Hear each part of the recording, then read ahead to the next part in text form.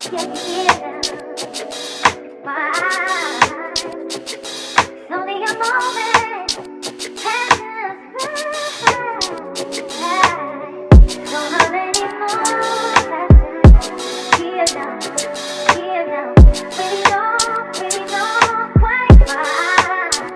silly.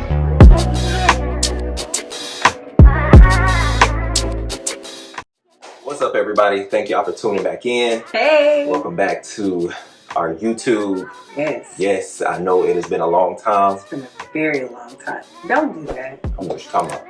We're not going to make this intro long and drawn out. We are super excited because we got these really awesome debate date cards. So if you're following us on TikTok, Instagram, and I want to say Facebook, we put up a short video of one of the questions that we pulled from the stack. So we're going to answer 3 more questions that are more of a conversation kind of thing. But these cards are Bobbin UK debate date cards. So we got a random mix and it'll tell you on your box. But make sure you guys check them out. But we're going to go ahead and get started on the 3 questions. Oh, this is a great one. All right.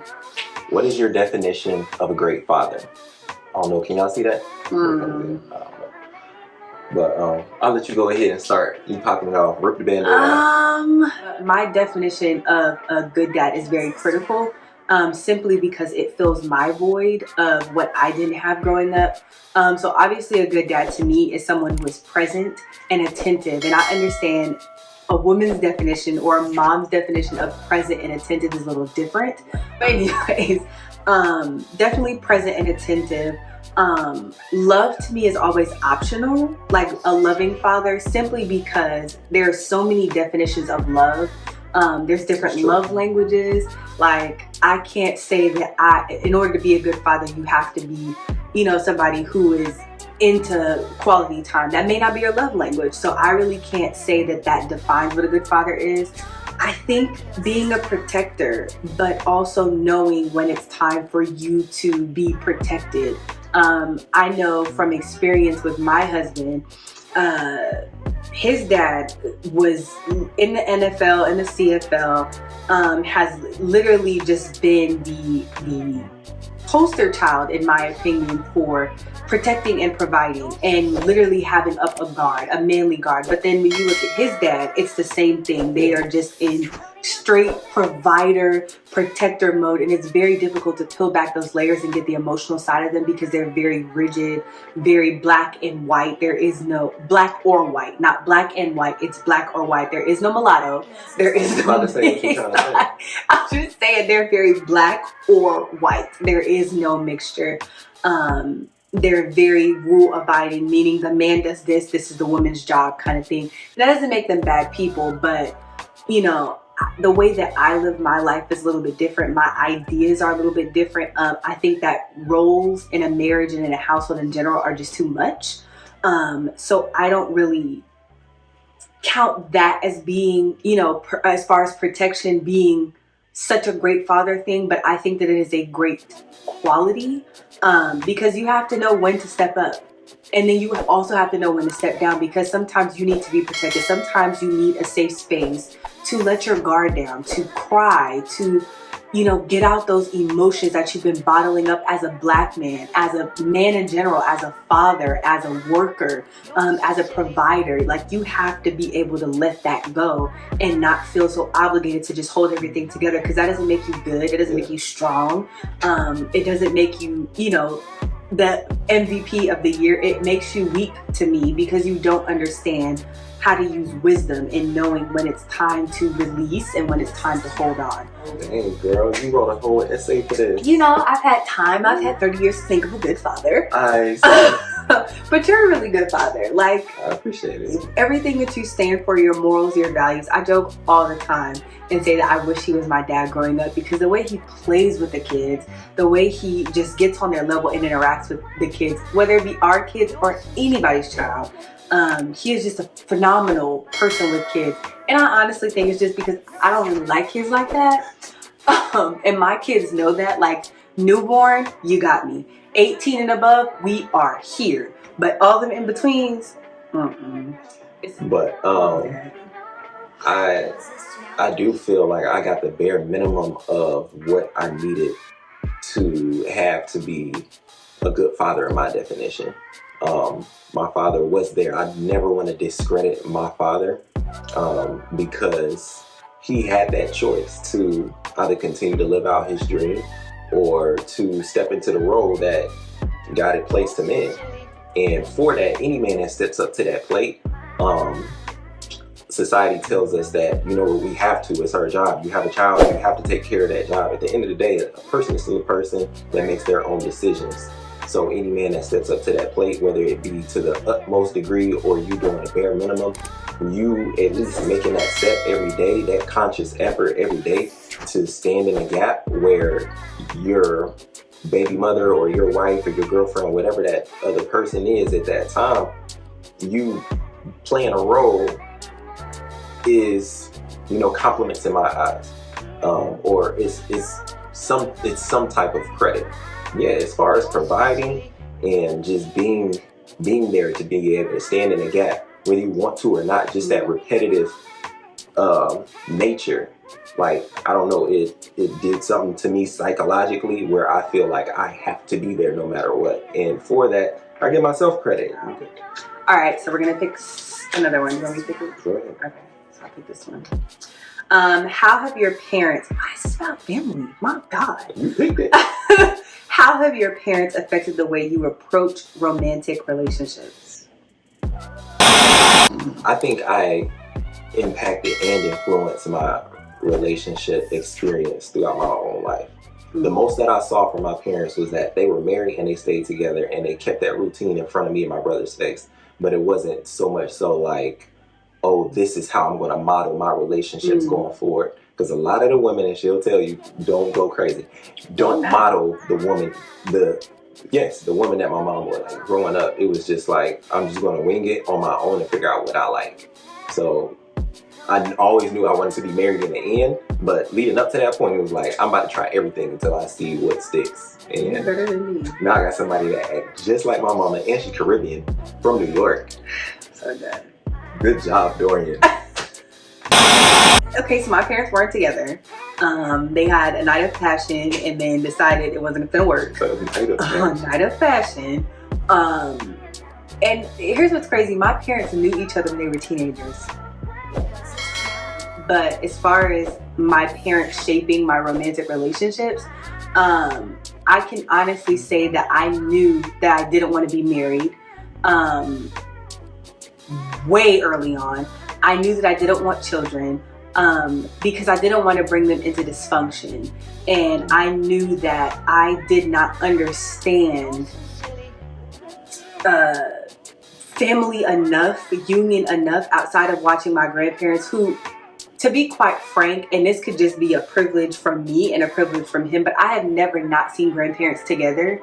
So I don't really know what that kind of family dynamic looks like. Like when I see old people, I just assume they're married or they're widows. Exactly. Like period. I don't assume anything else. I don't assume that they got divorced and they're single. No old person with white hair or gray hair is single to me. They are either married or widowed. Yeah. Like, it's like once you get a certain age, you just acquire a wife or right. a husband. So I really couldn't use my grandparents as a model for relationship or marriage because in my mind it's like, well, duh, you know, you grow old together. That's what they teach you. You know, American society teaches you grow old with somebody. So I didn't see them as a criteria of a relationship or a marriage.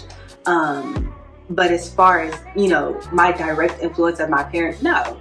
Because my mom got remarried and my dad got remarried. My dad was married twice. And I'm like, I don't want to do that. Me personally, I just couldn't do it. And then moving on and dating other people, seeing how my friends and their dynamic was going, I'm like, and then my peers started getting married and getting divorced in like a year or 2 years. Yeah, you were like, it was freaking out. I was like, this is not for me. And I think I was engaged. Like, I don't think marriage is for me. Like, I just wasn't. She almost got cold feet on me. I just can't, like, it's just too much. And now being in marriage, I can't see myself not being married or not being with him, not just anybody, but just being with him. Just being with him in general. But to be quite honest, like, I never really used my parents as a basis of marriage, because God forbid they ever got married, I would be a basket case. And I really didn't, no shade, but I didn't really look at my mom and her husband's relationship as marriage goals. I can honestly say that I was inspired by his parents and their marriage, not necessarily in the literal sense, but because they endured some hardships very similar to what me and him endured, and they overcame it together. Yeah. They don't look like what they've been through. That's true. So yeah, so for me, I was inspired by that. I wouldn't say I modeled my marriage like that, but I was inspired by their tenacity to keep going during some hardships that they experienced before their marriage, before I do, and then through, you know, everything. So yeah. And the last question is, how important is it for you that, so we told you they're from these cards are from the UK, so the terminology is a little different. So I'm going to read to you what the card says, and I'm going to tell you what it means. How important is it for you that your partner gets on with your family, or in American, gets along with family? Gets on. Gets on. I think that's so cute. Some of these questions are very UK, and I love it. In my mind, I was born in the UK. But anyways, so I'll go first with that. Stop it. So first of all, very clear, I love my husband's family. All 500 of them, just within like a 10-mile radius. Like, there's 500 of them. Okay. Sure, their family, they have their issues, they have their things that they sweep under the carpet, they have their family secrets, just like any other family. But I can honestly say that I love my husband's family. I have dated a lot of people. I have talked to a lot of people. That makes me sound like a hoe. We're gonna cut that. Maybe not. Okay. Not after everything y'all came to me about. Don't do that.